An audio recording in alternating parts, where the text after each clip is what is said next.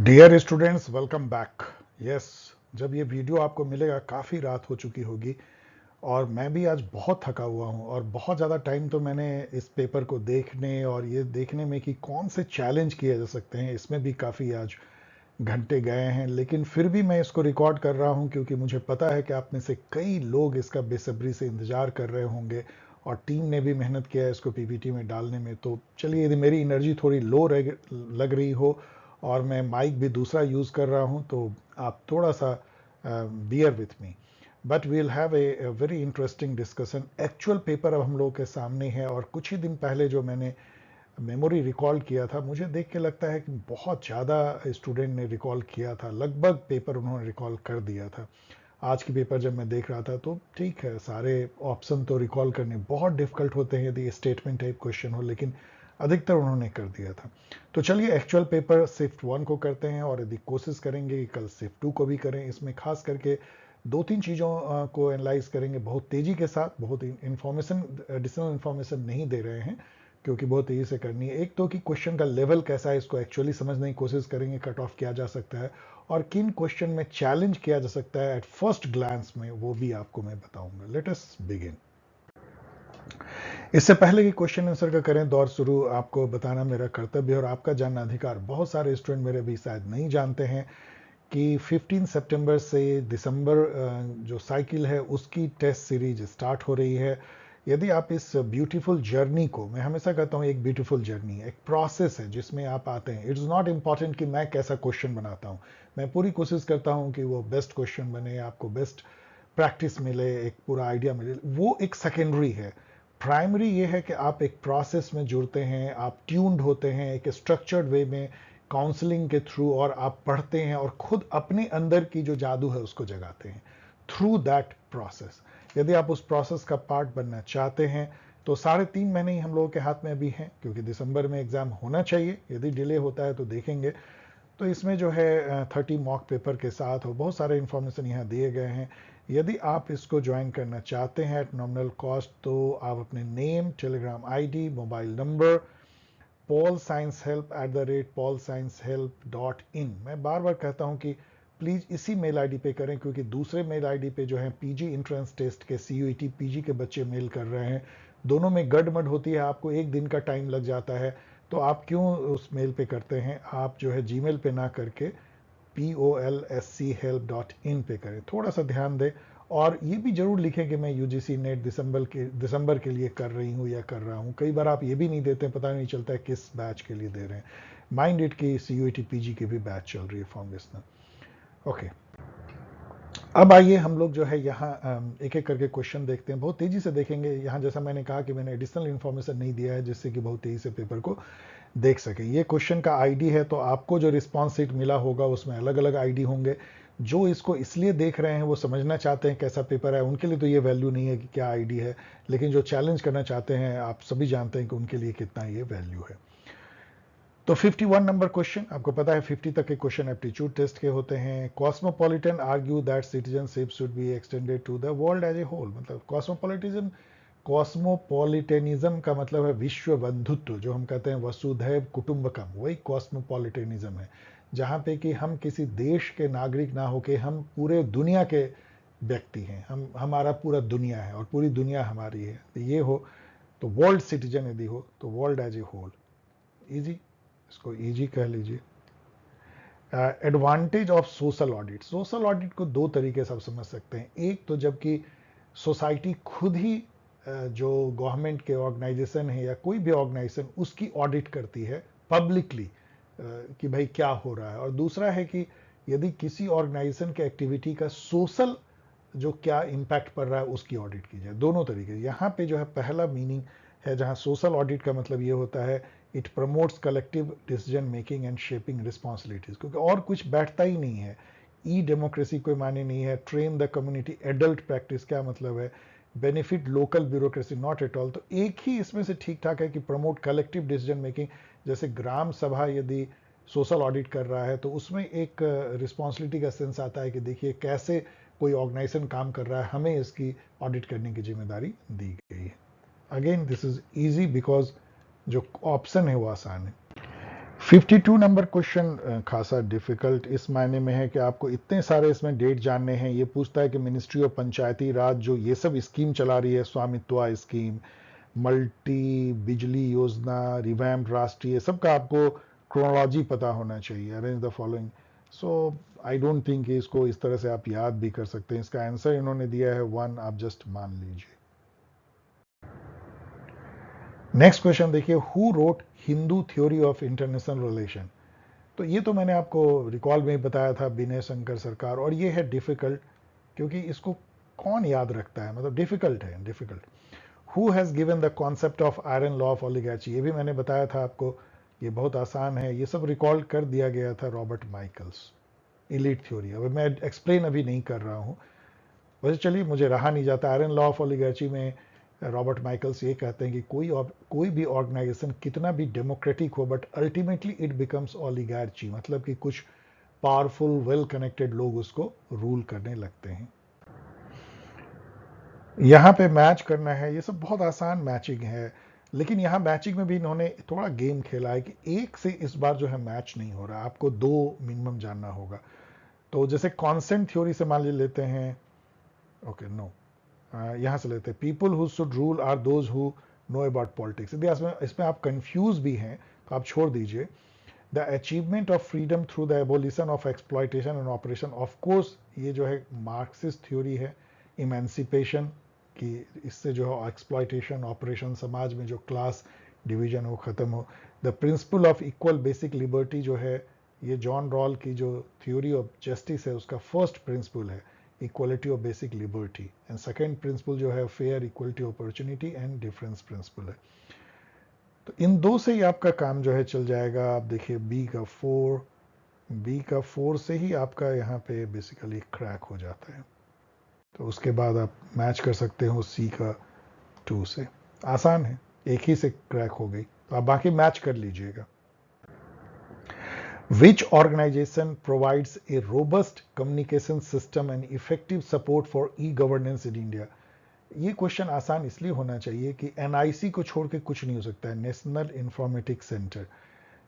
Information technology organisation में कुछ है नहीं, ministry of information technology, electronic सेवा, ई गॉव इंडिया एक पोर्टल है, लेकिन जो मेन जो रोबस्ट कम्युनिकेशन सिस्टम, जो हर डिस्ट्रिक्ट में उन्होंने वीसैट से कम्युनिकेशन लिंक इस्टेब्लिश किया है और डिस्ट्रिक्ट इंफॉर्मेशन सेंटर बनाया है। आपको पता होना चाहिए कि फर्स्ट टाइम इंडिया में जो 1980s के ज़माने में जब दूरदर्शन से लाइव कवरेज होता था वोटिंग का, काउंटिंग का, तो वो जो है निक नेट के थ्रू ही होता था, एनआईसी नेट।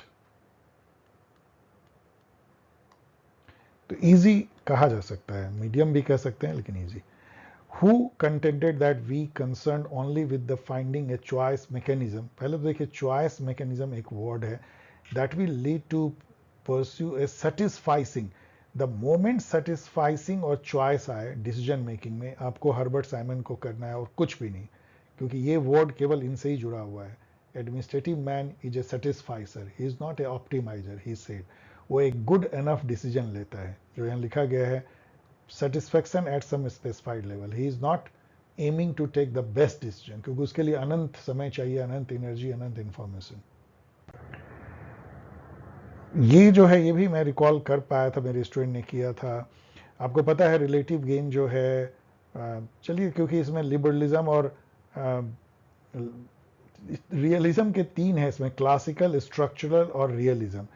तो रिलेटिव गेन जो है ऑफ कोर्स रियलिज्म से जोड़ा जाएगा, एब्सोल्यूट गेन लिबरलिज्म से। लेकिन इनसाइड आउट और आउटसाइड इन मैंने उसमें एक्सप्लेन किया था, यदि आपने वीडियो देखा हो। मतलब जब हम यूनिट लेवल जिसको स्टेट कहते हैं उसकी एनालिसिस करके और दुनिया के पॉलिटिक्स को समझने की कोशिश करते हैं, मतलब इनसाइड आउट, तो ये जो है क्लासिकल लिबरलिज्म करता है। लेकिन उसका उल्टा जो है स्ट्रक्चरल रियलिज्म करता है, जब हम आउटसाइड स्ट्रक्चर के थ्रू इनसाइड जो है पॉलिटिक्स, यूनिट लेवल पॉलिटिक्स मतलब स्टेट लेवल पॉलिटिक्स को समझने की कोशिश करें। मैंने मैच कर दिया है, कर लीजिएगा। ये मीडियम लेवल कहा जा सकता है, बट इजी इजी बोलेंगे क्योंकि रिलेटिव और एब्सोल्यूट गेन के चलते। तो कौन सा हो जाएगा ऑप्शन? आप यहाँ देखिए, theory of relative gain inside out, तो ए का 4, बी का 3, देखिए 2 लेवल तक ये ले जाते, 3rd लेवल तक। और सी जो है थ्योरी और रिलेटिव गेन जो है रियलिज्म की तरफ जाएगा, तो सी का 1। तो ये arrange chronologically the following international organisation, तो इसमें शुरुआत कहाँ से हो सकती है? देखिए WTO, IMF, इससे पहले तो कोई यहाँ पे नहीं है। नाटो से पहले कोई नहीं, क्योंकि 1949 में ही हो जाता है। तो उसके बाद ही कोई हो सकता है? नहीं, उससे पहले IMF, यस 1944, इससे पहले तो कोई नहीं हो सकता है ब्रेटन वुड से। तो सी से स्टार्ट होता हुआ होगा, और G20 के बाद तो कोई इसमें नहीं है। तो सी और डी से अंत होता हुआ, तो सी डी से देखिए 2 है, तो 50-50 गेम तो आपने खेल लिया। बी सेकंड है, छोड़ दीजिए। उसके बाद ए देखिए, थर्ड पे क्या आएगा?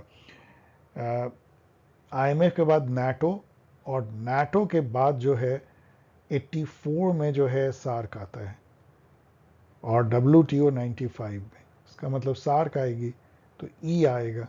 तो ये तो थोड़ा इन्होंने डीपर बनाया, इसके चलते ये पेपर उतना इजी नहीं रह गया, क्योंकि जैसे सी बी दोनों में कॉमन है, तो थर्ड पे जाके आपको ये क्रैक होता है। Which does not come under all India service, इस क्वेश्चन को, पहला क्वेश्चन है जो इन्होंने रॉन्ग कर दिया, इसको आप चैलेंज कीजिए। Which does not come under, ये कहते हैं कि ये ऑप्शन सही है 1, बिल्कुल ये गलत है। इसका सही ऑप्शन जो है वो 4 है, ये सही ऑप्शन है। इसमें जो है ये ऑल इंडिया सर्विस है, पुलिस भी ऑल इंडिया सर्विस है, फॉरेस्ट भी, लेकिन ये दोनों नहीं है all India service. Indian foreign service और इंडियन कस्टम सर्विस, ये दोनों सेंट्रल सर्विस हैं। तो सी और ई इसका सही है ऑप्शन। कहीं भी आपको इसका प्रूफ मिल जाएगा, नेट पे कहीं भी। तो इसलिए इसको आप चैलेंज कीजिए, चैलेंज। यस, एक इसको भी आपको चैलेंज करना चाहिए। Arrange the following state with respect to their year of formulation in ascending order. इसमें तो मुझे लगता है कि मैंने इसको रिकॉल भी के टाइम में भी मैंने बताया था, लेकिन मुझे नहीं पता था कि ये इसको गलत कर बैठेंगे। इन्होंने इसको गलत किया मेरे हिसाब से, क्योंकि इन्होंने जो ऑप्शन दिया है ये 4 दिया है, मतलब ये सी से शुरू करते हैं। आई डोंट नो ये सी से क्यों, और कोई भी इसमें मैच करता नहीं है, मतलब कुछ है ही नहीं। जबकि इसका क्रम होना चाहिए, सबसे पहले बिहार जो सबसे पहले बन जाता है 1912 में, फिर राजस्थान 1956, गुजरात 60, और नागालैंड 63, और हिमाचल प्रदेश। कोई इसमें से मैच नहीं कर रहा है, इसलिए आप इसको देख लीजिए और इसको चैलेंज कीजिए। तो दूसरा क्वेश्चन है, इसको आपको चैलेंज करना चाहिए, बहुत सारे आपको प्रूफ मिल जाएंगे। 60th देखिए, which of the following statement are correct? China has blocked India's membership to NSG। इसको जो है लेटर ऑन कुछ स्टूडेंट ने मुझे बोला, मैंने नेट पे भी देखा, चलिए इसको आप सही मान सकते हैं। इंडिया हैज रिफ्यूज, देखिए यहाँ करेक्ट पूछा जा रहा है, India has refuse to be part of China promoted BRI, ये भी सही है। Gujral doctrine believes in reciprocity, no. आपको पता होना चाहिए, बहुत बार मैंने कहा है, गुजराल डॉक्ट्राइन वाल non reciprocal concession. Non reciprocity का मतलब होता है क्विड प्रो क्यू, मतलब तुम मुझे कुछ दो, मैं तुम्हें बदले में बराबर दूंगा। ये नहीं था, इसका उल्टा था। गुजराल डॉक्ट्राइन था कि हमारे स्मॉल नेबर के साथ हमें रेसिप्रोसिटी नहीं रखना है, बिना किसी कंसेशन के आशा के हमें उन्हें कंसेशन देना है। तो सी इज रॉन्ग, तो सी को निकाल दीजिए, सी यहाँ, सी यहाँ, सी यहाँ, और इलिमिनेट होके ABD, तो सीधा क्रैक हो जाता है। ऐसे कई क्वेश्चन इसमें है जहां एक इलिमिनेट होने से पूरा क्रैक हो जाता है। ए thinker of anti colonial struggle and revolutionary action, ये मेरे स्टूडेंट ने, आप लोगों ने कर लिया था रिकॉल, फ्रेंच फैनन है, जो कि अल्जीरिया के रिवॉल्यूशन में उनका या इंडिपेंडेंस में खासा हाथ। हु प्रोपाउंडेड, यहाँ पे ग्रामस्ची हैं जो हेजेमनिकल जाने जाते हैं, आना आरेंट, ये सब अभी इस क्वेश्चन में दिखते हैं। आना आरेंट आपको अपने वीटा एक्टिवा के लिए जो है वर्क, लेबर एंड एक्शन के लिए अभी आगे मिलेंगी। कार्ल मार्क्स अभी आ चुके हैं, और ग्रामस्ची भी आगे आपको हेजेमनी में मिलेंगे इसी पेपर में। Who propounded the concept of total revolution, ये सब बहुत आसान क्वेश्चन है। This question is easy, this question is easy. Jayaprakash Narayan. Arrange the following events related to India Pakistan relation chronologically. तो इसमें सबसे पहले जो है इंडस वाटर ट्रीटी 1960 में होती है, तो डी से शुरू होता हुआ 3 है, तो एक तो चलिए एलिमिनेट हुआ। और लास्ट जो है आपका पुलवामा है, सी। तो सी से शुरू होता हुआ तो यहाँ पे ये भी खत्म हो गया, तो डी बी तो आ गया। डी बी के बाद थर्ड देखते हैं, मतलब शिमला एग्रीमेंट होती है 1972 में, और उसके बाद क्या होता है, उसके बाद जो है कारगिल वॉर होता है 1999 में। तो ए वाली सही होगी, ई सही नहीं होगी, ई उड़ी तो 2016 में होती है। तो ये थर्ड लेवल पे देखिए ले गए हैं, इसके चलते थोड़ा सा इसको आप मीडियम कह सकते हैं। Human rights are also criticise for, तो ह्यूमन राइट जो है ये वेस्टर्न थॉट है, यहाँ पे इंडिविजुअल के राइट्स की ज़्यादा बात की जाती है विसे विस जो कम्युनिटी है, इसलिए इलिवेट कलेक्टिविज्म नहीं होगा, इक्वेट भी नहीं करते कलेक्टिविज्म को इंडिविजुअलिज्म, एक्चुअली ये इलिवेट करता है इंडिविजुअलिज्म को एवब कलेक्टिविज्म, यही इसकी बुराई है। हु ऑब्जर्व दैट, तो इसको आप मीडियम कर सकते हैं क्योंकि लैंग्वेज थोड़ा सा आपको परेशान कर सकता है। Who observe that intellectuals are the dominant group deputies exercising the subaltern functions of social hegemony and political government, जैसे ही वर्ड हेजमनी आता है और इंटेलेक्चुअल का रोल आता है, भले ये सेंटेंस बहुत कंफ्यूजिंग है, इसको 2-3 बार पढ़िएगा तो और आपको समझ में भी आएगा, आप एंटोनियो ग्राम्स्की को टिक मार सकते हैं। जैसे सेटिस्फाइसिंग वर्ड देख करके आप हर्बर्ट साइमन को टिक कर सकते हैं, सेम वे में हेजमनी वर्ड देख करके आप, और उसमें रोल ऑफ इंटेलेक्चुअल, आप ग्राम्स्की को टिक कर सकते हैं। ये तो बहुत ही घिसा पिटा क्वेश्चन है। कोऑपरेटिव फेडरलिज्म, ग्रैनविल ऑस्टिन, ये भी मैंने रिकॉल कर लिया था। बार्गेनिंग फेडरलिज्म, मॉरिस जॉन्स, में एक्सप्लेन भी कई बार मैंने किया है। Competitive federalism, NITI Aayog, quasi federalism, K C Wheare, आप मैच कर लीजिए। Which of the following statement are correct, correct देखिए तो इनकरेक्ट हम ढूंढ सकते हैं। India will not use its nuclear weapon against non nuclear state, सही है। India is committed to no first use, हमारे पॉलिसी में है। India will transfer nuclear technology to friendly country, no, ऐसा कुछ भी नहीं है कि हम न्यूक्लियर टेक्नोलॉजी ट्रांसफर करेंगे। तो सी को निकाल दीजिए, सी, तो आपको दो ही बच जाता है, ए बी ई, और ए बी ई तो कॉमन है, केवल डी देख लीजिए। तो India will extend its nuclear umbrella to friendly neighbours, no, मैंने कई बार कहा ऐसा कुछ भी नहीं है।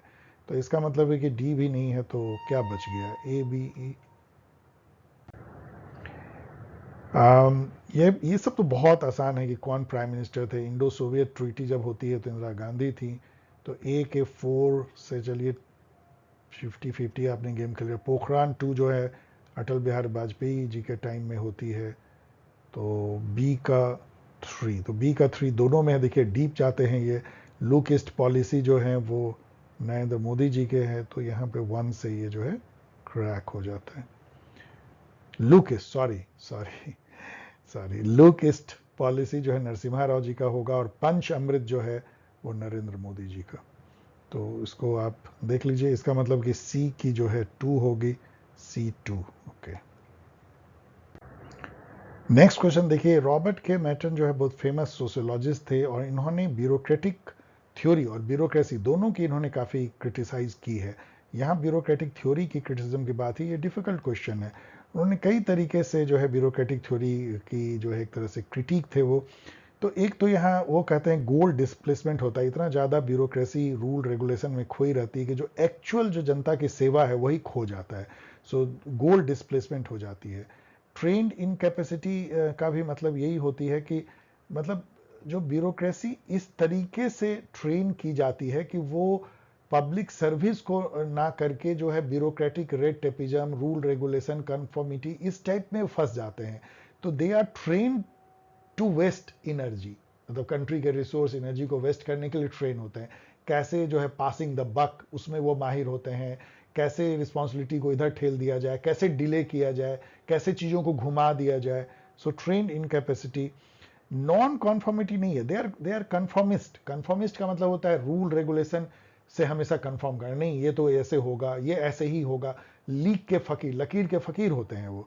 तो नॉन कन्फर्मिटी नहीं होती है, तो सी नहीं होगा। तो सी है। तो चलिए इसे आप, बहुत सारा इसमें कट गई। तो ए बी डी और ए बी ई, अब केवल डी और ई में देखनी है। तो डी पर्सनलाइजेशन ऑफ रिलेशनशिप, तो आप पता है कि ब्यूरोक्रेसी इम्पर्सनल होती है, तो ये तो होगा ही। तो यदि आपको डी और ई में चुनना हो तो बेटर है कि डी को चुने। वैसे तो इनएडिक्वेट अकाउंटेबिलिटी एंड रिस्पॉन्सिबिलिटी भी कई लोग कहते हैं कि ब्यूरोक्रेसी जो है वो अकाउंटेबल होती ही नहीं है। अकाउंटेबिलिटी जो है मिनिस्टर और चुनी हुई जो सरकार है उस पर डाल देती, बट फिर भी D is better, so A B D ठीक है, इन्होंने दिया है, वेग है लेकिन difficult. Choose the correct statement from the following. India has sign RCP, China ने स्पॉन्सर किया है regional comprehensive economic partnership, India ने उसको ज्वाइन नहीं किया है, तो ए जो है गलत है, तो ए को आप निकाल दीजिए, ए और सीधा क्रैक हो जाता है। मैं आगे नहीं पढ़ रहा हूं, आप इसको बाकी 3 स्टेटमेंट बी डी ई सही है। तो ऐसे कई क्वेश्चन इसमें है जहां की ए को एलिमिनेट करने से पूरा क्वेश्चन क्रैक हो जाती है।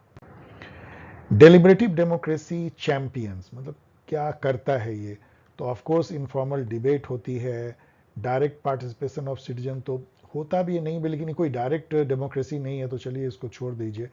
पब्लिक यूज ऑफ रीजन होता है, पब्लिक रीजनिंग से लोग डिबेट करते हैं।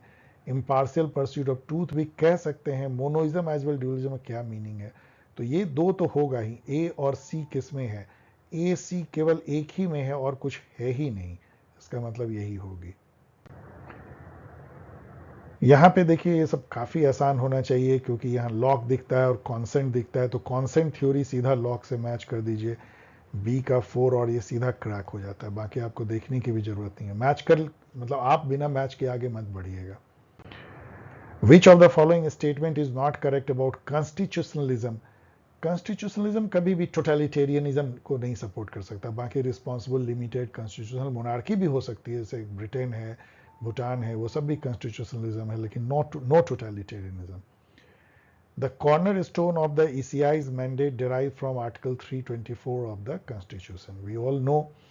अब इसमें से आपको चुनना है। Article 324 mandated that the commission is to be led by a single chief election commissioner. सही है, एक चीफ इलेक्शन कमिश्नर होगा और कई जो है वो एडिशनल कमिश्नर हो सकते हैं। President can appoint additional commissioner, सही है। Judiciary is barred from interference in the election process, ये आर्टिकल 329 में लिखा हुआ है, याद भी कर लीजिए, सही है। तो ए बी सी तीनों सही है। ए बी सी कितने में है, केवल 2 ही में है, इसको तो खत्म कर लीजिए। अब देखिए क्या डी ई सही है।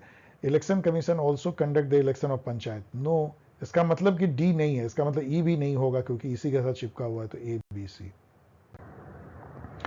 Which of the following statement are associated with the theory of international realism? ध्यान दीजिएगा। Domestic politics is characterized by hierarchy and international politics by anarchy. कौन बोलेगा नहीं, hierarchy versus anarchy, beautiful, मतलब ये phrase है। Power is both means and end. Yes, offensive and defensive neo-realism याद कीजिए, power is both means and end. Believe in relative gain rather than absolute gain, ये सब सही है। तो A B C कितने में है, A B C अभी तक ए बी सी सब में है, तो चलिए। Anarchy is what state makes of it, no, ये कंस्ट्रक्टिविस्ट अप्रोच है, तो डी नहीं होगा। तो डी डी डी इसमें से खत्म हो गई, इसमें से खत्म हो गई, इसका मतलब इसमें ए बी सी तो तीनों कॉमन है। अब ई है या नहीं। Like all political international politics is the struggle for power, of course realism यही मानता है कि politics is struggle for power, तो ए बी सी ई। यहाँ पे जो है आई एम वेरी हैप्पी कि मेरे जो प्रोफेसर हैं इज वेरी, मतलब अभी तो 1-2 सालों से मेरी बात नहीं हुई है, but professor Michael Barzelay, once I had a long chat with him. वो एलएससी में मैनेजमेंट के प्रोफेसर थे और उन्होंने हम लोगों को पब्लिक मैनेजमेंट पढ़ाया था बहुत ही ब्यूटीफुल वे में, और बहुत सारे बुक भी वो लिखते हैं। उनकी बुक है NPM improving research and policy dialogue. तो ये क्वेश्चन एनटीए ने पूछा है, तो थैंक यू एनटीए, प्रोफेसर माई, और इससे ये क्रैक भी हो जाता है क्योंकि एक ही डी का वन है। वैसे ये क्वेश्चन काफ़ी डिफिकल्ट है क्योंकि सभी जो इसमें बुक हैं वो अननोन है, इसको एक बार जरूर गौर से देख लीजिएगा। इन थिंकर के बारे में लाइक क्रिस्टोफर हुड जो है, he is known for coining the term NPM, उन्होंने क्वाइन किया था। एंड ऑसबोर्न जो है, यदि वो ऑसबॉर्न है टेड गैबलर के साथ, तो देख लीजिएगा इन्होंने जो है रीइन्वेंटिंग गवर्नमेंट लिखा है। लेन ने जो है new public management and introduction लिखा है, तो देख लीजिएगा। Difficult question. Arrange the commission और committee for improving centre state relation in India in ascending order. I don't know, मुझे ये एनटीए से पता चल रहा है कि बलवंत राय मेहता भी जो है पंचायती राज के अलावा सेंटर स्टेट रिलेशन की कमेटी है, और भोरे कमेटी भी, तो एनीवेज, बट सरकारिया पुंछी राजमुन्नार तो है ही। और मैंने बताया भी था आपको जब मैं रिकॉल पेपर कर रहा था कि भोरे कमेटी बहुत पहले बन जाती, शायद आज़ादी के शायद पहले ही बन गई थी। तो इसलिए डी से शुरू होता हुआ और सबसे लास्ट में जो है वो पुंछी कमीशन 2007 में। तो ये एक ही ऑप्शन है जो डी से शुरू होती है और सी पे अंत होती है, डी सी, और कोई है ही नहीं। तो इसलिए ये आसानी से क्रैक हो सकता है, लेकिन आपको भोरे जानना पड़ेगा, और इसीलिए ये डिफिकल्ट हो गया था क्वेश्चन। ये क्वेश्चन सुपर इजी है। Ved Vyas Mahabharat, Kautilya Saptanga, Raja Ram Mohan Roy, renaissance and Gopal Krishna Gokhale, all जो इंफॉर्मेशन घिसे पिटे हैं, सभी इंफॉर्मेशन नोन है। So easy. Arrange John Rawls' writing in chronological order which indicate his evolution as a philosopher of eminence. ये क्वेश्चन का जब मैं एनालिसिस कर रहा हूँ तो आपको, आप में से कई स्टूडेंट का बहुत हर्ट बर्न होगा और दुख होगा, क्योंकि कई लोगों ने मुझे लिखा है कि सर इसको तो चैलेंज होना चाहिए, लेकिन अनफॉर्चुनेटली एनटीए ने बदमाशी किया इसको सुपर डिफिकल्ट बना करके। उसका कारण ये है कि जस्टिस एज फेयरनेस इन्होंने 3 बार लिखा है। फर्स्ट टाइम 58 में, 1958 में वो एक एस्से लिखते हैं फिलोसॉफिकल रिव्यू में, अमेरिकन फिलोसॉफिकल रिव्यू में, जस्टिस एज फेयरनेस एक एस्से लिखते हैं, और उसमें वो पहली बार जो है अपनी थ्योरी ऑफ जस्टिस के बारे में सोचते हैं और बाद में वो बुक में भी लाते हैं। तो यदि इसको इन्होंने मान लिया है, जबकि बाद में इन्होंने 1985 में एक बुक लिखा जस्टिस एज फेयरनेस, और फिर जस्टिस एज फेयरनेस, इस बुक का नाम था justice as fairness political not metaphysical, 1985, जो मैंने अपने गाइड में भी दिया है, और जस्टिस एज फेयरनेस ए री स्टेटमेंट 2001 में लिखा। तो इतने सारे, जब आप 2 बुक एक एस्से लिखोगे, और यहाँ पे उन्होंने एस्से लिख दिया क्योंकि राइटिंग यहाँ दिया है, तो सी से स्टार्ट होता हुआ 58, सी से स्टार्ट होता हुआ 2 है, तो चलिए, और उसके बाद थ्योरी ऑफ जस्टिस है जो कि बी पे है। Super difficult, super difficult. अधिकतर स्टूडेंट ये सोच रहे हैं कि मैं इसको चैलेंज करूंगा क्योंकि जस्टिस एज फेयरनेस जो है 85 या 2001 की बुक है। नो, ये इससे इन्होंने ले लिया है बिकॉज यहां राइटिंग्स है। Who has given the concept of integral humanism? Super easy question, Deendayal Upadhyaya. What do political parties, pressure group, public opinion, popular movement have in common? यदि कॉमन देखेंगे तो सभी इनफॉर्मल ऑर्गेनाइजेशन ऑफ पावर है। देखिए, political party formal election में भाग लेती है और सरकार बनाती है। सरकार को फॉर्मल पावर होती है, पार्टी को नहीं होती है। पार्टी तो इनफॉर्मल ऑर्गेनाइजेशन ऑफ पावर ही है। Which of the following statement are true? The constitution of India allows the state to intervene in matters of religion in order to. No, कभी नहीं। हमारी सेकुलर है और ये नहीं हो सकता, ए नहीं हो सकता, ए। इसका मतलब बी सी केवल सही है। आगे पढ़ लीजिए। बेसिक स्ट्रक्चर डॉक्ट्राइन, मैंने पहले भी कहा था कि ये ना तो कोई एक्ट से बनी है, ना कोई एग्जीक्यूटिव ऑर्डर, ना अमेंडमेंट से, ये जुडिशियल इंटरप्रिटेशन है केशवानंदा भारती केस के through. Who has propounded the concept of power elite? We all know C Wright Mill. मैंने कितनी बार बताया है, triangle power, corporate, political and military, the power elite in USA. C. Wright Mill. Which among the following statements are not correct about the parliamentary system of government in India? All parties in the parliament are represented in the government. No.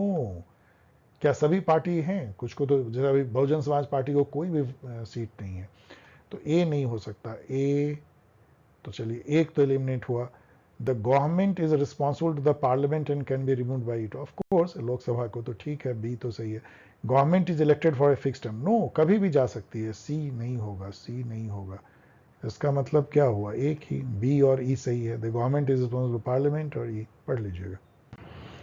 Peaceful rise of China is a myth rather than reality. myth है, मतलब ये एक myth है, मतलब क्या myth का हिंदी में क्या कह सकते हैं? मतलब ये सच नहीं है, किंवदंती है। सो peaceful rise of China is a myth rather than a reality. तो इस पे करेक्ट स्टेटमेंट ये कह रहे हैं। तो इसमें यदि आप देखेंगे कि सलामी स्लाइसिंग जो इन्होंने गलवान वैली में किया, मतलब इतना धीरे धीरे करके बॉर्डर पे आपके एरिया को खाएंगे कि आपको पता भी नहीं चलेगा कि कब आपका हजारों किलोमीटर हमने हड़प लिया। ये सलामी स्लाइसिंग है, मतलब हल्का हल्का टुकड़ा करके। तो ये करते रहे हैं अपने नेबर टेरिटरी के साथ। ये वियतनाम हो चाहे फिलीपींस हो, हर कंट्री के साथ ये कर रहे हैं।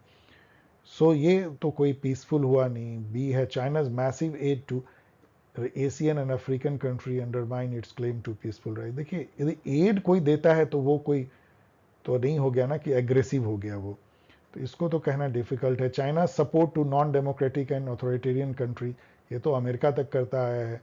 चाइना एडजर्सन टू 9 डैश लाइन, ये मैंने कई बार बताया है, जो साउथ चाइना सी में जो 9 डैश लाइन 10 डैश लाइन पे जो लड़ते रहते हैं ताइवान से और दूसरे से, अभी फिलीपीन से लड़ रहे हैं, तो ये तो एग्रेसिवनेस है। तो डी होगी तो ए डी चाइना पर। तो देखिए बी नहीं होगा और सी नहीं होगा, तो बी सी को उड़ाते हैं तो आपका देखिए ए सी डी ई और ए डी ई, तो इसमें जो है China's pursuit of wolf warrior diplomacy, ये तो है ही थोड़ा एग्रेसिव इनका, तो इसलिए ए डी ई हो जाएगी। वोल्फ वॉरियर डिप्लोमेसी के बारे में थोड़ा पढ़ लीजिए, ये एक पिक्चर से आता है जो चाइनीज फिल्म थी वोल्फ वॉरियर, उसमें चाइनीज सोल्जर को दिखाया जाता है फाइटिंग अगेंस्ट फॉरेन थ्रेट्स, और उस टाइप का जो डिप्लोमेसी इन्होंने अभी पिछले कुछ सालों से एग्रेसिव डिप्लोमेसी अपनाया, उसको वो वोल्फ वॉरियर डिप्लोमेसी कहते हैं। ये कई बार और पूछा गया है। ये भी आसान है, डोकलाम 2017 में होती है नरेंद्र मोदी जी के टाइम में। बांग्ला तो क्या ए के 3 से मैच करते हैं, 50-50 तो आप इसी से खेल लेते हो। बांग्लादेश वॉर इंदिरा गांधी जी के टाइम में होता है, बी का 4 यहाँ तक तो कुछ नहीं हुआ। कारगिल वॉर वाजपेयी जी के टाइम में यहाँ क्रैक होती है। हार्टलैंड थ्योरी से मैंने करवाया था, लेकिन इसमें एक और मिल जाता है air power theory. Heartland, Mackinder, rimland, Spykman, sea power, Mahan and air power, Alexander Seversky, इसको याद कर लीजिए, न्यू है ये, तो ये मीडियम लेवल का कहा जा सकता है।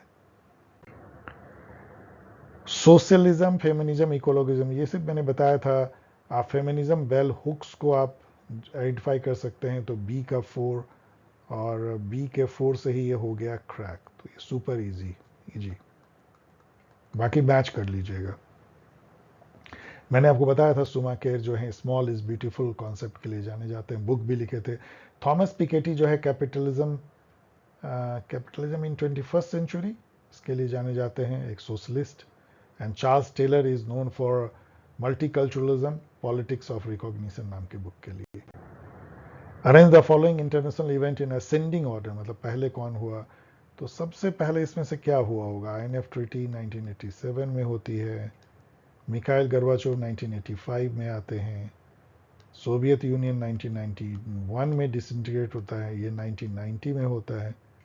और कम्युनिज्म जो है यहाँ पे आप गड़बड़ हो सकते हैं, इसके अनुसार से कम्युनिज्म जो है वो पहले हो गया और disintegration of Soviet union, but anyways इतना ज़्यादा यदि आप जानते हैं तो आप मैच कर सकते हैं।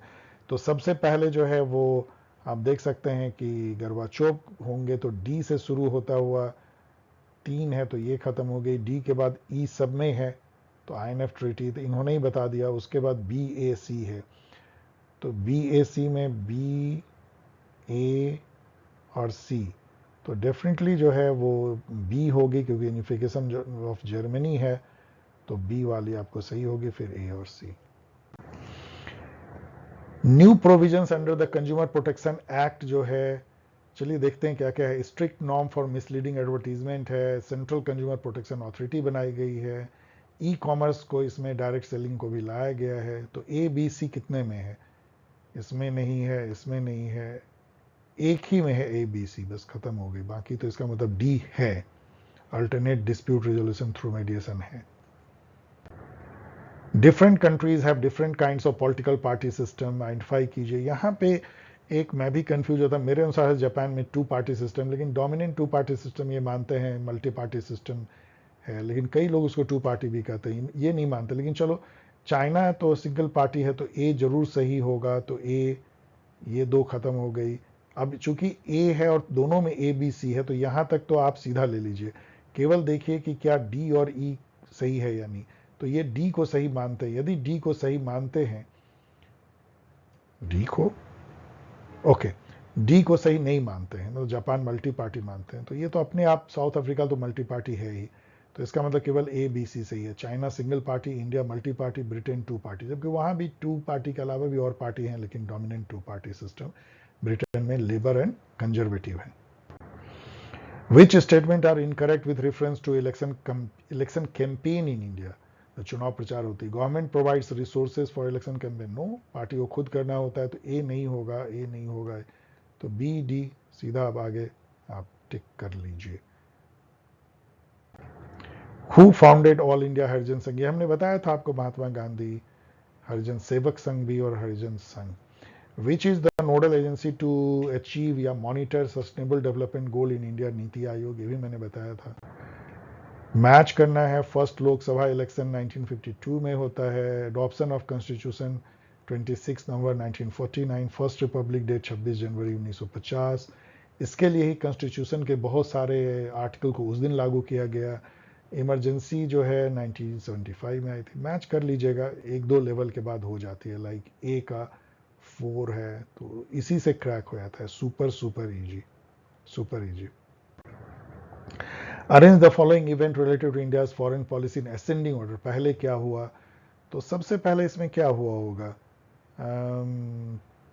पंचशील हुआ होगा, यस, सी 1954, इससे पहले तो कुछ दिखता नहीं है। और सबसे लास्ट में क्या होगा? पंचअमृत, जो भी हाल में हुआ है। तो सी से स्टार्ट, डी से अंत, सी डी, तो सी डी तो 2 है, तो चलिए इसमें ई तो होगा ही, तो यहां तक तो छोड़ दीजिए। उसके बाद देखिए थर्ड नंबर पे क्या होगा? ए, इंडो यूएस न्यूक्लियर डील 2008 में होती है। और ये है बी, बी जो है वो गुजराल डॉक्ट्राइन तो 96 में होती है, तो ऑफ कोर्स जो है गुजराल डॉक्ट्राइन पहले होगी, सो सीई बी।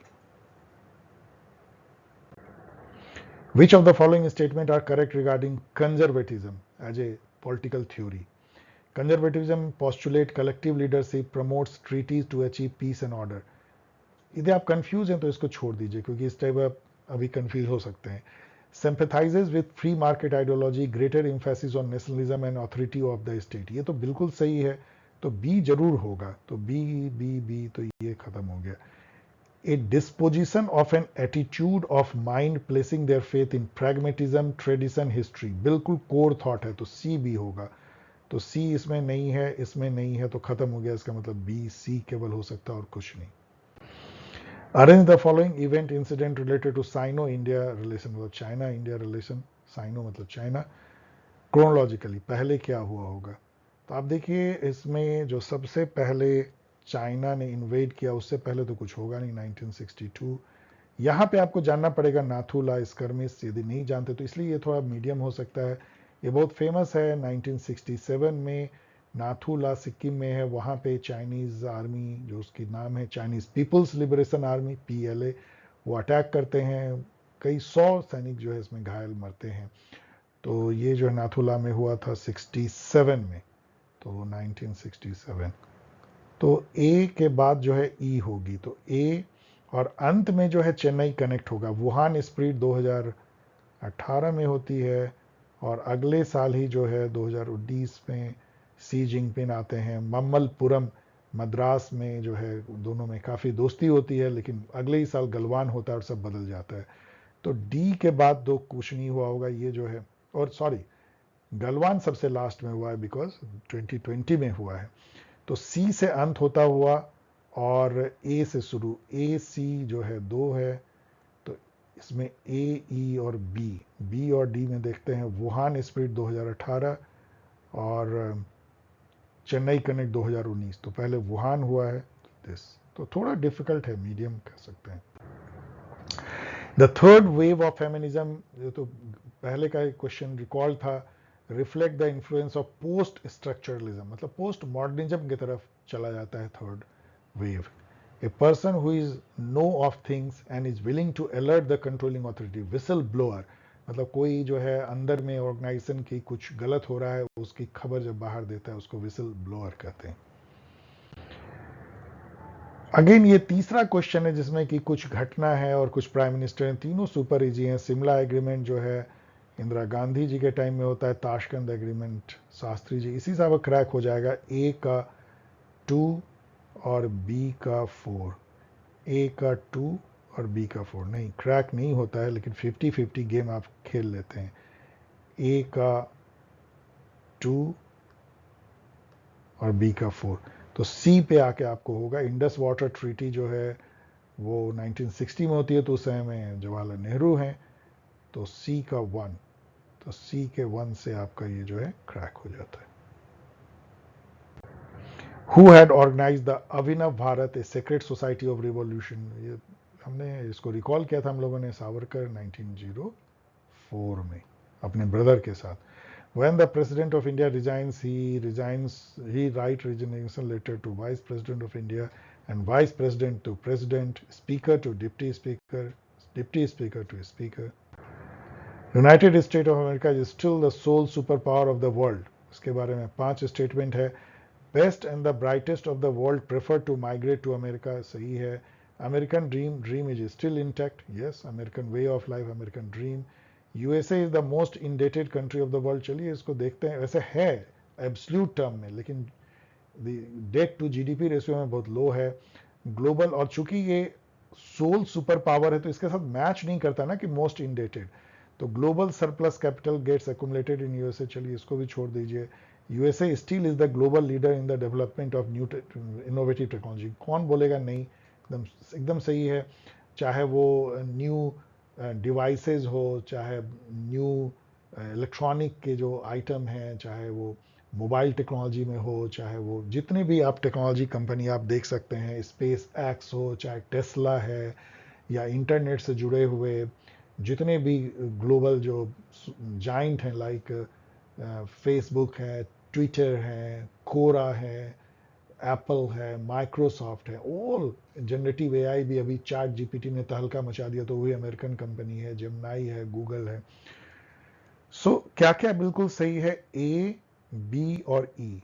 तो ए बी ई कितने में है, 2 ही में केवल है। इसका मतलब ए बी डी ई या ए बी सी डी ई, मतलब आपको केवल ये देखना है कि सी सही है या नहीं। USA is the most indebted country. अब देखिए मोस्ट इंडेटेड उस कॉन्टेक्स्ट में जहां पे कि सोल सुपर पावर है और डेट टू जीडीपी रेशियो बहुत कम है, तो सी को ना लेना बुद्धिमानी है, क्योंकि बड़ाई करनी है आपको, तो ये सही हो जाए। यही ऑफिशियल आंसर है, सही है इन्होंने।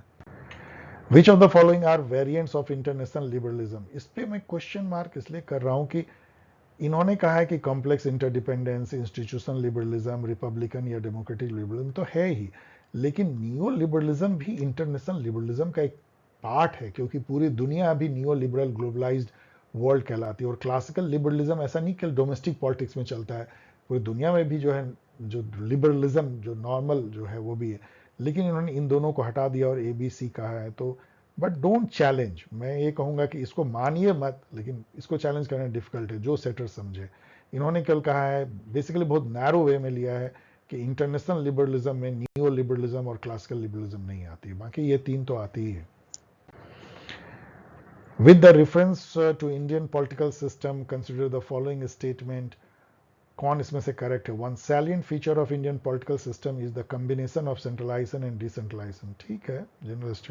Indian political system throughout the British period was very much dominated by religion, don't no, इसको चलिए अभी छोड़ दीजिए।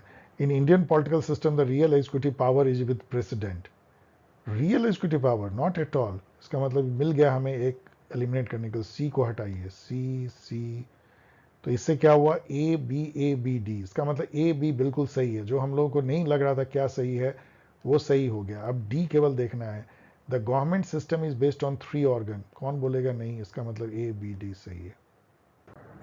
Arrange the following international relation thinkers in the chronological order, तो यहां पे कौन बोलेगा, थ्यूसिडाइडस से पहले तो कोई हो नहीं सकता है, तो सी से स्टार्ट होता वो तो सभी है, चलिए।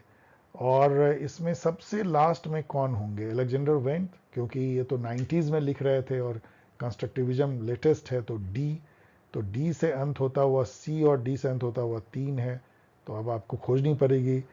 अब उसके बाद कौन होगा, ई एच कार पहले होंगे, तब आएंगे हांस मर्गनथौ, क्योंकि ये 20 ईयर क्राइसिस लिखते हैं, मतलब वर्ल्ड वॉर 1 और 2 के बीच में। तो यदि आप देखें तो सी के बाद ई होना चाहिए, तो सी के बाद ई में 2 हो गए, तो इसको खत्म कर लेते हैं, सी के बाद ई। उसके बाद ए और बी में देखिए, केनेथ वॉल्ज और हंस मर्गनथौ, ऑफ कोर्स केनेथ वॉल्ज बाद में आएंगे, तो बी पहले आएगा, तो सी ई के बाद बी, तब ए। Okay. Which is the group of people who come together to contest election and hold power in the government? Of course ये political party और कोई भी इसमें से election नहीं लड़ती. Pressure group, interest group, business group, religious group, तो B only. Easy. Chronologically arrange the classical work of Western political thinker. तो इसमें जो है ऑफ कोर्स सोशल कॉन्ट्रैक्ट सबसे पहले लिखा गया था 1762. उसके बाद vindication of right of women Mary वोllstonecraft लिखती हैं 1792 में, 30 साल बाद. तो शुरुआत जो है आपकी बी से होता हुआ, तो 20 होता हुआ ओनली वन, सुपर इजी हो गए. फिर तो कुछ सोचना ही नहीं है, इससे पहले का कोई है ही नहीं. Management by objective was the key idea put forward by Peter Drucker in which book? तो ये बुक था प्रैक्टिस ऑफ मैनेजमेंट. ये डिफिकल्ट है जानना कि किस बुक से लिया गया है. Who has given the concept of managerial revolution? आसान, we all know, James Burnham. According to election commission for being considered as a national party, इसको चैलेंज करना चाहिए. वैसे इन्होंने बहुत वेग इसको रखा है. A political party should at least have which of the following qualification? इसमें देखिए मैंने आगे के स्लाइड में दिया है, हम डिस्कस करेंगे. 3 कंडीशन है. It should be recognise as a state level party in 4 और मोर स्टेट, एकदम बिल्कुल सही है. In general election the party must manage to win 6% of the votes and win at least 4 Lok Sabha seat. यहां पे गलत हो गया है क्योंकि इतना वेग नहीं है. इसमें यह है कि 6% सीट नेशनल इलेक्शन में या स्टेट इलेक्शन में 4 स्टेट में जीतना है एंड 4 सीट जो है जीतनी है, ऐसा है. तो इसलिए ये गलत हो जाता है और इसको इन्होंने सही माना है. It has to win a minimum 2% of the seat, ये बिल्कुल सही है 3 स्टेट से, तो ये सही है. और इसका कोई मीनिंग ही नहीं है, ये मीनिंगलेस है. The state party plays a wider role in regional politics in India. इसका क्या मीनिंग है कि क्या क्राइटेरिया है, और इसको इन्होंने सही दे दिया. इन्होंने पूरा गफलत कर दिया है. इन्होंने सही दे दिया है क्या, ABCD, मतलब ये, तो बिल्कुल ये एकदम गलत है. इसका सही आंसर इसमें है ही नहीं, इसलिए इसको चैलेंज कीजिए. चैलेंज. यस. जो 3 जो कंडीशन है, पहला है कि 4 और मोर स्टेट में स्टेट पार्टी रिकॉग्नाइज हो, 6% वैलिड वोट मिले यानी 4 स्टेट में, या तो जनरल इलेक्शन में या स्टेट इलेक्शन में, और 4 MP इसको पिछले लोकसभा में जीता हुआ होना चाहिए. और 2% जो था वो तो सुन दिया है कि 2% of the total Lok Sabha seat जो है 3 या 3 से अधिक स्टेट में. ये 3 को याद कर लीजिए. आप देखिए उसमें कोई मैच नहीं करता दूसरे स्टेटमेंट के चलते, इसलिए वो इनवैलिड है. Ambedkar was a multifaceted personality. Which of the fact and opinion are true? Ambedkar defined social justice as a means for giving equal opportunity to all. तो ठीक है, ये तो. Jyotiba Phule was his ideal क्योंकि बैकवर्ड कास्ट मूवमेंट के वो precursor थे. He was the first attorney general of India. No मिल गया आपको सी, तो सी, तो आपका आंसर मिल गया. लेबर पार्टी ब्रिटेन की है, रिपब्लिकन पार्टी अमेरिका की है, ट्रम्प. इस्लामिक साल्वेशन छोड़ भी दीजिए तो अवामी लीग बांग्लादेश की है, आपको मैच हो जाएगा. Easy. Who has given the concept of political decay? मैंने कहा था कि पॉलिटिकल डेवलपमेंट एंड डीके जो है ये बहुत फेमस बुक है सैमुअल हंटिंगटन की. साइक्लिकल व्यू देते हैं, डेवलपमेंट होता है, डीके होता है. Who had envisioned the evolution of human life into a divine life in divine body? Divine life in divine body सुनते ही आपको जो है Aurobindo, Shri Aurobindo. India's diaspora is a strategic asset. देखिए यहाँ पे ना उसी तरह जैसे उसमें अमेरिका की बड़ाई की गई, तो यहाँ अपनी डायस्पोरा की बड़ाई की जा रही है. तो क्या कभी होगा illegal Indian migrant have given a bad name to India, जब यहाँ एसेट की बात कर रहे हैं? इसका मतलब बी बिल्कुल नो, तो बी को निकाल दीजिए, और आपका आंसर मिल जाता है. Which among the following is a justiciable right? केवल फंडामेंटल राइट जो है वो जस्टिसेबल है, ना प्रेम्बल, ना ड्यूटी, ना DPSP. System theory focuses on the study of organisation as a continuous system. तो ऑर्गेनाइजेशन को ऑलवेज जो है कोई भी अप्रोच हो, सिस्टम हो चाहे ना हो, कोऑपरेटिव एंड कोलैबोरेटिव सिस्टम माना जाता है, cooperative collaborative venture. India believes in and practice strategic autonomy in its foreign policy. अभी भी स्ट्रैटेजिक ऑटोनॉमी का मतलब कि हम अपना रास्ता खुद तय करेंगे, कोई हमें डिक्टेट नहीं करेगा, हमारे नेशनल इंटरेस्ट में जो होगा हम वो करेंगे. India refuse to a party to any military alliance during cold war. सही है. India procured its weapon from all possible sources. सही है. India yielded to American pressure to reduce its oil import from Iran? No.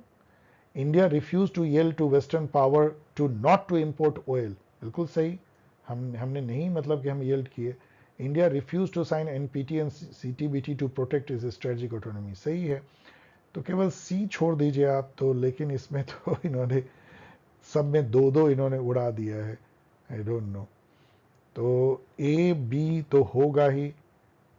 A B, तो A B and ई, तो A B E तो है ही, लेकिन इन्होंने जो है सी जो है उसको भी, यस सी तो होगा नहीं. India yielded to American pressure, no. ठीक है, सही किया इन्होंने. एंड इंडिया रिफ्यूज टू, लेकिन डी भी सही है. India refuse to yield to western pressure to not to import oil, ये भी सही है, लेकिन इन्होंने छोड़ दिया. आई डोंट नो क्या इन्होंने किया है. इसका सही आंसर तो होना चाहिए था ए बी डी ई, सही आंसर. चाहे तो आप इसको इवन आप इसको चैलेंज कर सकते हैं. इसको चलिए पढ़ते हैं डी को. इन्होंने डबल नॉट लगाया है. India refuse to yield to western pressure to not to import oil from Russia because of its Ukraine invasion. बिल्कुल सही है स्टेटमेंट कि इंडिया ने वेस्टर्न प्रेशर कि तुम मत करो इंपोर्ट ऑयल रसिया से because of its Ukraine invasion को रिफ्यूज कर दिया. तो डी होना चाहिए. आप इसको चैलेंज कर दीजिए, बिल्कुल आपको मार्क्स मिल जाएंगे. चैलेंज, इसका आंसर गलत है.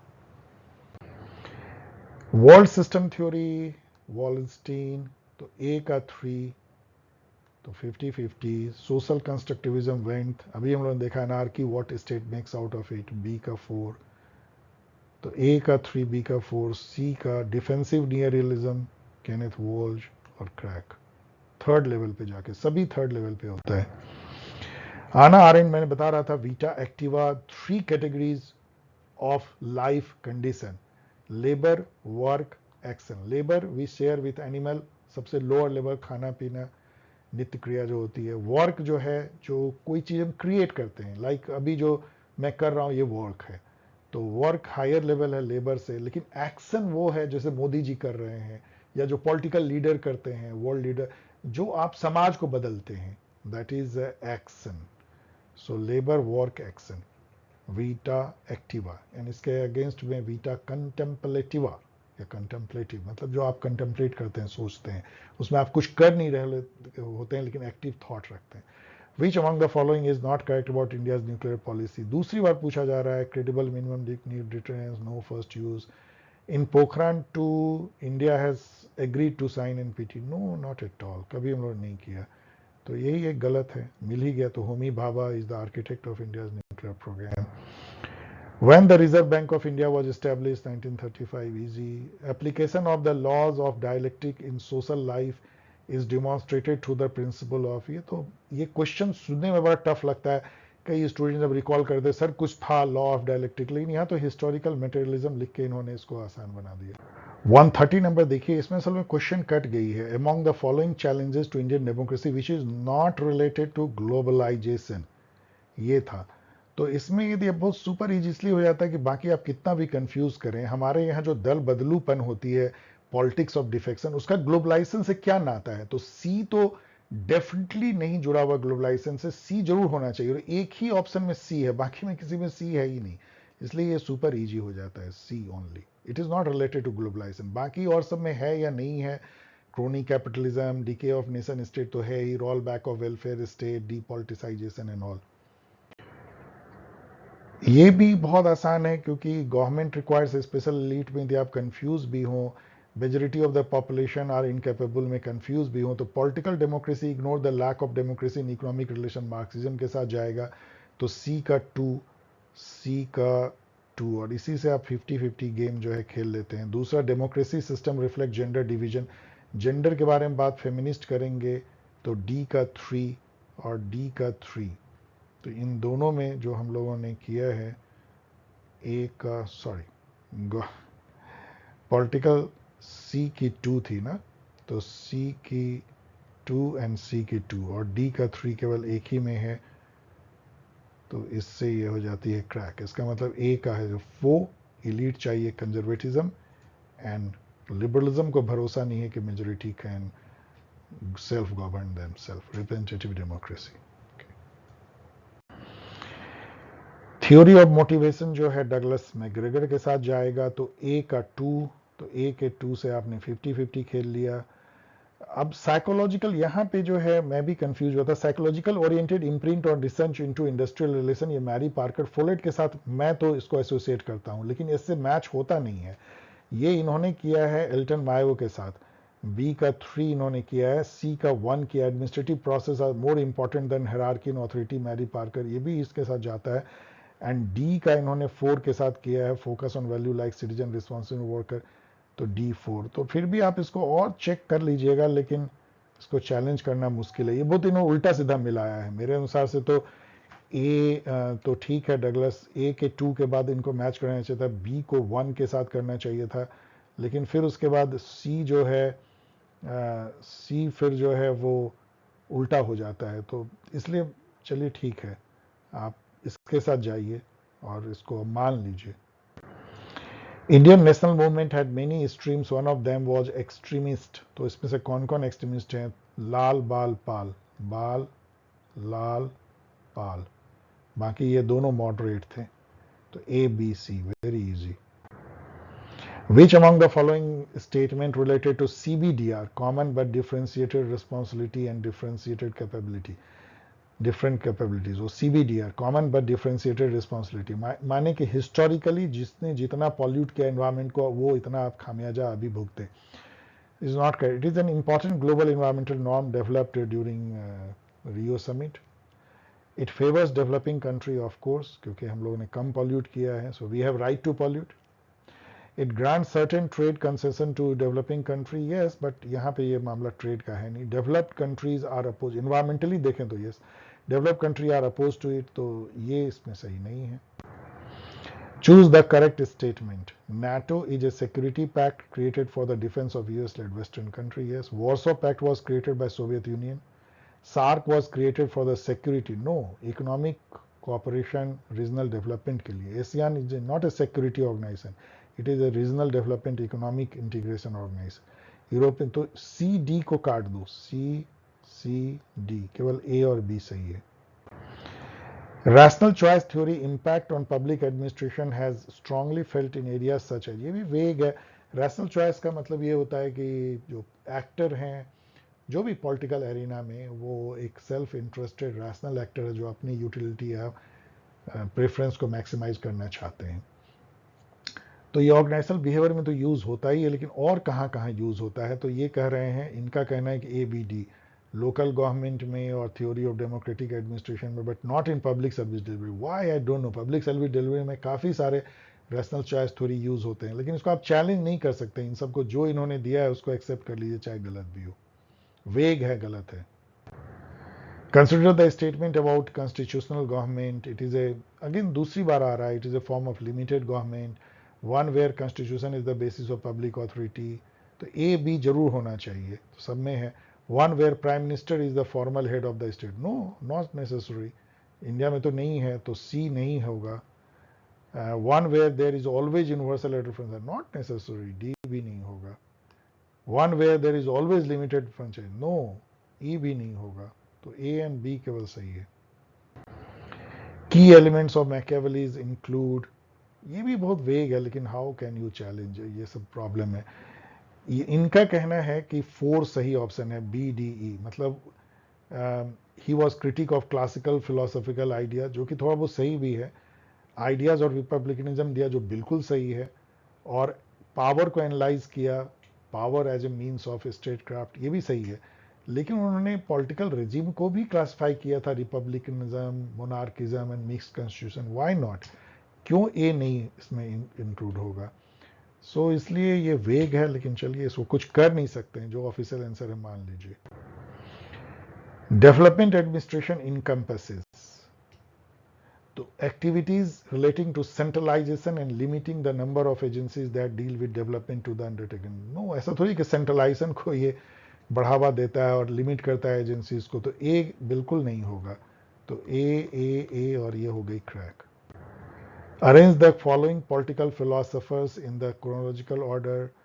तो इसका क्रोनोलॉजी मैंने यहाँ पे दे दिया है और इन्होंने सही अरेंज किया है। सबसे पहले हर्बर्ट मार्क्यूज हैं, वन डायमेंशनल मैन के लिए जाने जाते हैं। तो ई से स्टार्ट होता हुआ केवल एक ही है, तो ये क्रैक हो जाता है। फिर सीबी मैकफर्सन पॉजिटिव इंडिविजुअलिज्म के लिए जाने जाते हैं। कार्ल पॉपर पीस मिल सोशल इंजीनियरिंग के लिए जाने जाते हैं। रॉबर्ट डहल पॉलीआर्ची के लिए जाने जाते हैं। John Rawls we all know. Difficult, ये डिफिकल्ट है। उसके बाद ये सब सुपर इजी है। इसमें तो मतलब एक बार आप पढ़ेंगे तो इसको गलत कर ही नहीं सकते हैं, इसमें से कोई भी गलत नहीं किया होगा। So who has written the book, इसमें दिया हुआ है Kenneth Waltz. What was the time frame of the evolution neo realist, तो 1970-79 में बुक आती है। Then according to Waltz what does the he mean by system, तो यहाँ पे वो कहते हैं कि according to him international relation system जो है ये है कि बिकॉज सिस्टम ये कहते हैं कि all constituent unit perform the same function in the system, तो unit individual state do the same thing. According to Walsh which system is better to prevent the war, of course bipolar stability theory देते हैं वो। Who is not a realist, तो Robert Keohane, बाकी सब तो realist हैं। Cohen जो कि कॉम्प्लेक्स इंटरडिपेंडेंस देते हैं। दूसरी भी आसान है, डीपीएसपी पे है। Which article of DPSP was brought into fundamental right through 86 amendment, जो right to education, तो यहाँ पे education दिया ही हुआ है। Who said directive principle are merely furthering the goal of social revolution, यहाँ दिया हुआ है Grenville Austin। Then who proclaimed that directive principle of state policies in attempt to import Fabian socialism, यहाँ दिया हुआ है Sir Ivor Jennings। Which article instruct the government to incorporate directions given and the directive principle in formulating the policies, 37 यहाँ दिया हुआ है। It is fundamental to the governance of the country. The chairman of the drafting committee, Dr. Ambedkar, observed about the directive principle, if any government ignores them, they will certainly have to answer for them before the electorate at the time of election. ये super vague है।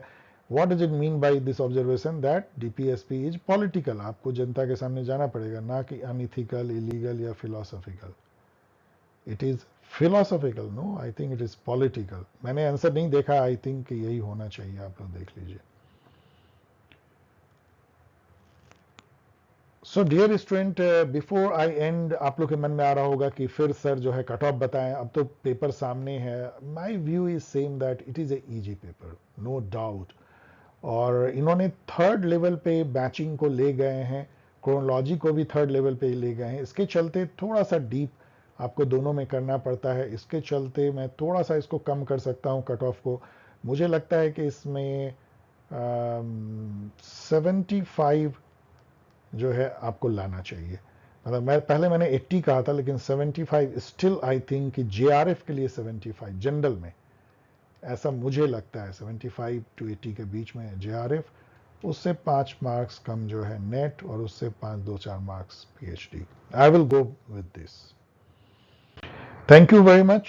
मैं super थका हुआ हूं, लेकिन मुझे बहुत खुशी है कि मैं आज ही रात, चाहे कितनी भी रात हो, आप इस वीडियो को देख पाएंगे।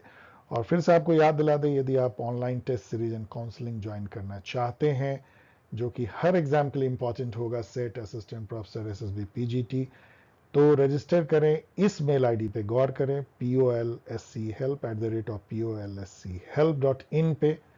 प्लीज़ ये मेल आईडी याद रखें और अपना name, Telegram ID, mobile number जरूर लिखें। और दूसरा, आप बैच का नाम भी लिखें कि यूजीसी नेट दिसंबर साइकिल। इस तरीके से आप मुझसे जुड़ सकते हैं। मैं हमेशा कोशिश करता हूं आपके क्वेश्चन का जवाब देने का। मिलेंगे जल्द ही सिर्फ 2 के एनालिसिस के साथ। तब तक के लिए गुड नाइट, बाय।